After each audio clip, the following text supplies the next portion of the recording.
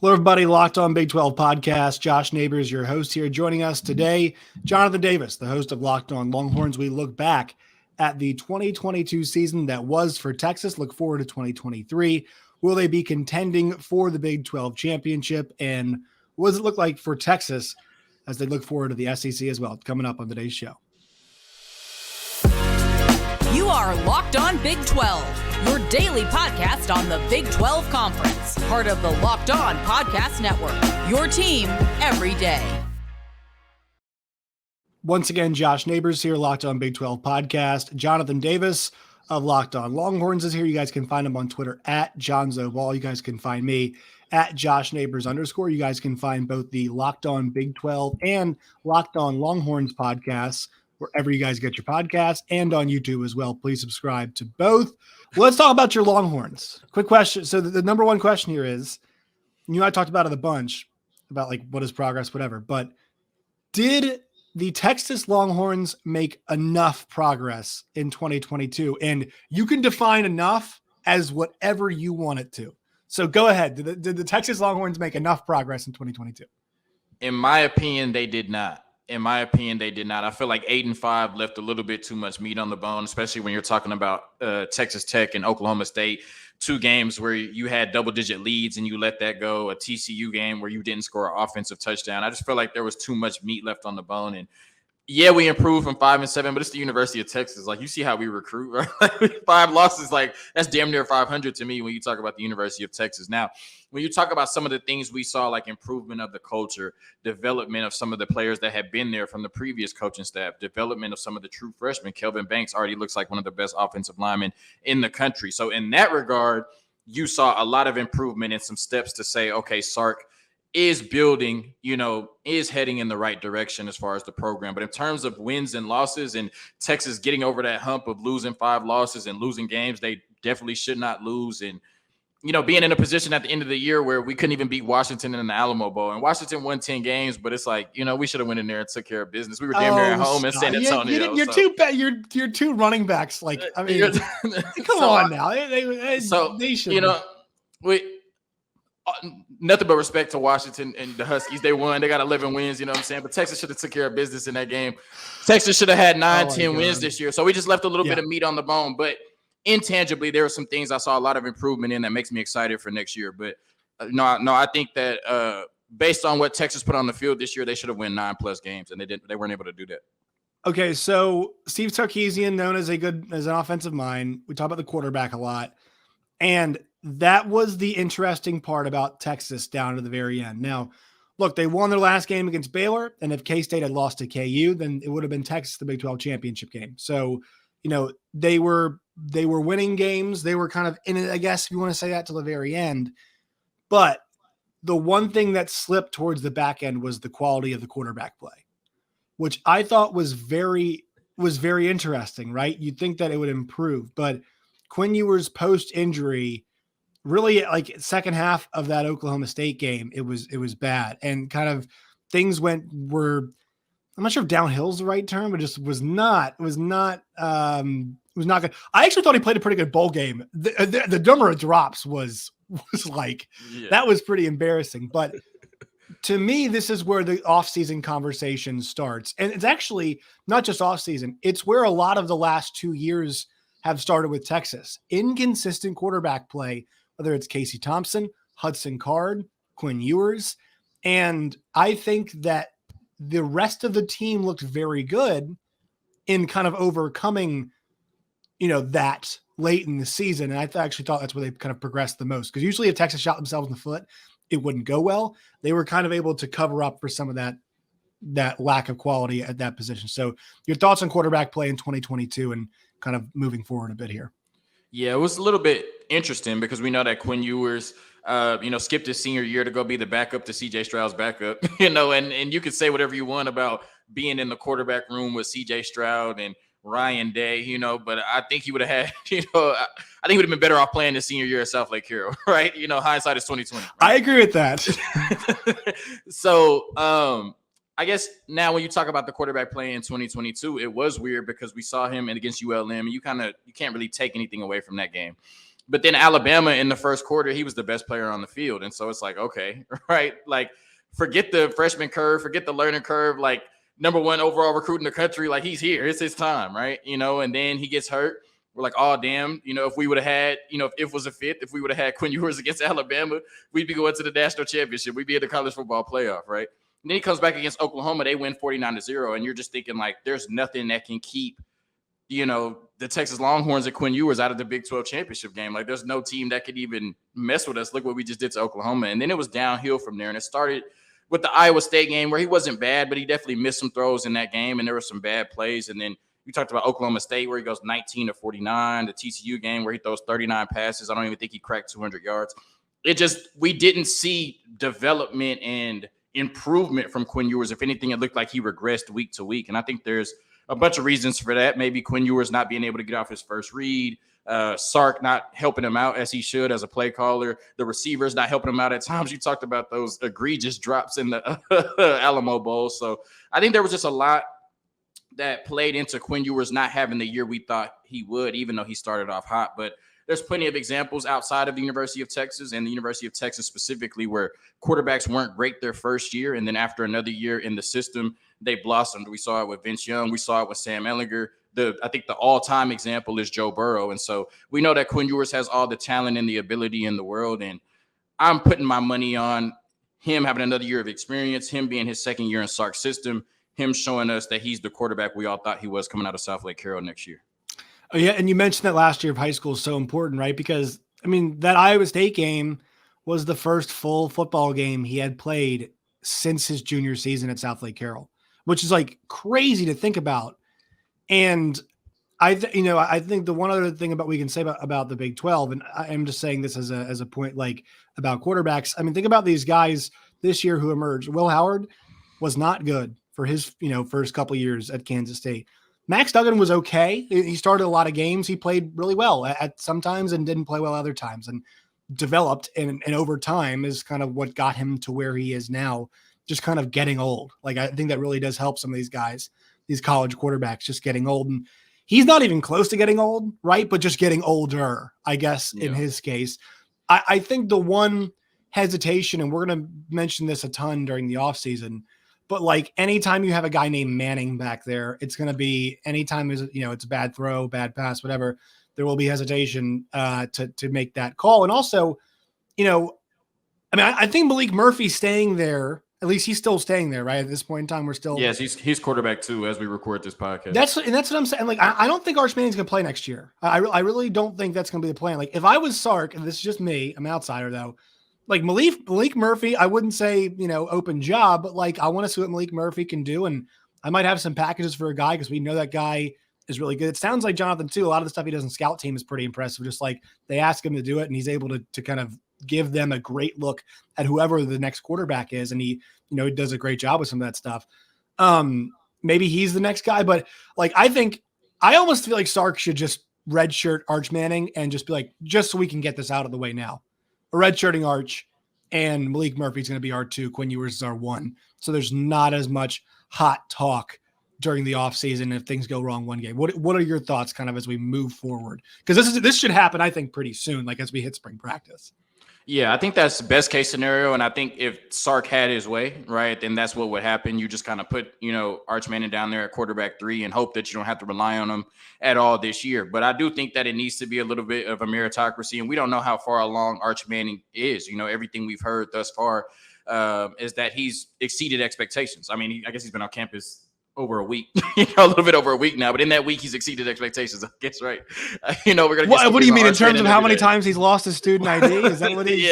Exactly. He's so focused on the playbook. He's so focused on the playbook. He doesn't know where his student ID. Okay, is this actually happening, or is this like it was just like fake? Because I think it happened at least once, but it's Twitter, bro. You know what I'm saying? So I can't get on Twitter and reasonably conclude if he has his ID or not. You know what I mean? Hang on to the damn ID. But especially Arch Manning, like I feel like even his ID is worth some bread. You know what I'm saying? Like he's had to make 2 of them. He had to make 2 of them because people are selling the first one. Yeah, no, you're totally right. But we'll see it. We'll see that goes. Yeah, but I think in terms of Malik Murphy and Arch Manning and Quinn Ewers, I think Malik Murphy has to go out there and earn the quarterback 2 job. And you would like, for Arch Manning to sit this year and be quarterback 3. And like I said, not have to gain that year of experience and development. But when you look at Quinn Ewers and Malik Murphy, they've both had serious injuries. Quinn Ewers with the hernia in high school, and then he missed pretty much 4 games last season. And then Malik Murphy injuring his ankle in the state championship game. And then he injured himself again, which was the reason he never cracked, at least quarterback 3 on the depth chart. He was quarterback 4 all year on the depth chart up until the Alamo Bowl. So I think in an ideal world, you want Arch Manning to just sit at quarterback 3 and not play at all this year. But you do have 2 quarterbacks in front of him, at least right now, that have had some injury concerns their last 2 years playing football. So you have to approach it as if Arch Manning could go into a game this year and be ready to play, because like I said, with 2 quarterbacks in front of him with injury history, you just never know. We saw last year where Quinn Ewers and Hudson Card were hurt at the same time, although Hudson Card, kind of thugged it out and played. There was a situation where we were talking about Charles Wright playing against UTSA. So Arch Manning could be this year's Charles Wright. Yeah. Wow. What a sentence that was. I think it actually makes a lot of sense. I will say the next thing too, like before we move off the offense, a lot of the guys, Xavier Worthy, yikes. That was a weird year for him. We'll see if he can get whatever was in his system out of it. Isaiah Nader should be coming back, right? He wasn't able to play this year, so should be getting him back. And then JT Sanders, he's got another year, right? He's got, that guy he's a weapon, man. He is a serious weapon in that passing game. That guy can block. He is a really good pass catcher. He looks like a linebacker. He's a tough dude. That might be one of the best. I'm abbreviated for you. He's a dog. He's a dog, right? Yeah. But the one thing we have to talk about with the offense, obviously, is losing Bijan Robinson and Roschon Johnson. And this is where it's on the offensive line to start stepping up and creating holes for guys who haven't run a whole lot. Now, I think we like the chances of the offensive line doing that next year, but even like just put the replacement stuff aside, it sucks that we can't watch that guy play anymore for the University of Texas. It does. I love watching him. I love having him in the league. Talking about him every single week was a pleasure. Same way it was with Breece Hall and guys like that. It sucks. And also I'm going to miss Roschon Johnson too. And I know Sarkisian's going to miss them even more, because you don't just replace 2 guys like that. You just don't. Yeah. They were the heartbeat of the offense last year. Texas was undefeated when they ran the ball more than they passed the ball. And you can add the context that, of course, teams run when they're up, like whatever. Like I said, Texas was undefeated last year when they ran the ball more than they passed the ball. That's just what Bijan Robinson, meant to this offense as the Doak Walker Award winner. We came into the season saying he was the best running back in the country. That award confirms it as the best running back in the country. But then for Roschon Johnson to be the unquestioned leader of this team, but also get close to 700 yards from scrimmage behind the Doak Walker Award winner, just shows how much we relied on 12 personnel in that power run game last year with Bijan and Roschon. So like you said, of course you're going to miss 2 running backs of that ilk, but you're hoping that the offensive line is better next year. And then you're hoping that the running backs behind them obviously probably aren't going to be as talented as Bijan and Roschon, but you're hoping that they're capable and the holes are bigger. And so they can still dominate with that power run game. And then, let Quinn Ewers pick his spots off of that. On defense, this was a much improved group. They did an excellent job this year, Jonathan, stopping the run. They were a really, really tough team to get stuff going against on the ground. And I think especially, I know Kendra breaks the big run in the TCU game, but I think the TCU game was probably, do you feel like that was the best defensive game they played? Because there was a 1 coverage bust with Quentin Johnston, and there was the 1 long run. But they also forced a defensive touchdown, and Yeah, I would have to say, of course, Oklahoma, because they shut them out. Yeah, Oklahoma had the worst game plan. Yeah, exactly. That's one of the worst offensive game plans I've ever seen. I'm going to say Alabama, just because at that point your only test was ULM. You didn't know what the defense was going to look like. And, to have Bryce Young and that offense, I know they hadn't really gelled yet, and they maybe really didn't gel until the Kansas State game. It looked like damn near. And there was a 2-man team, man. It was Jameer Gibbs and Bryce Young all year. All year, exactly. And that's what it turned into at the end is Bryce Young and Jameer Gibbs. That's when it started. But just to hold that Alabama team to 20 points, I'd have to say that was the best effort of the season. But TCU was definitely next, holding them to 17. And they were able to get after Max Duggan too. Like they were flying off the edge. They were good up front. Now they're going to lose a lot of those guys, but do you think with Pete Kwiatkowski, there is more of a foundation, and the noise about, GP, I know GP is, I guess he's deciding to stay, right? Which is kind of a weird thing.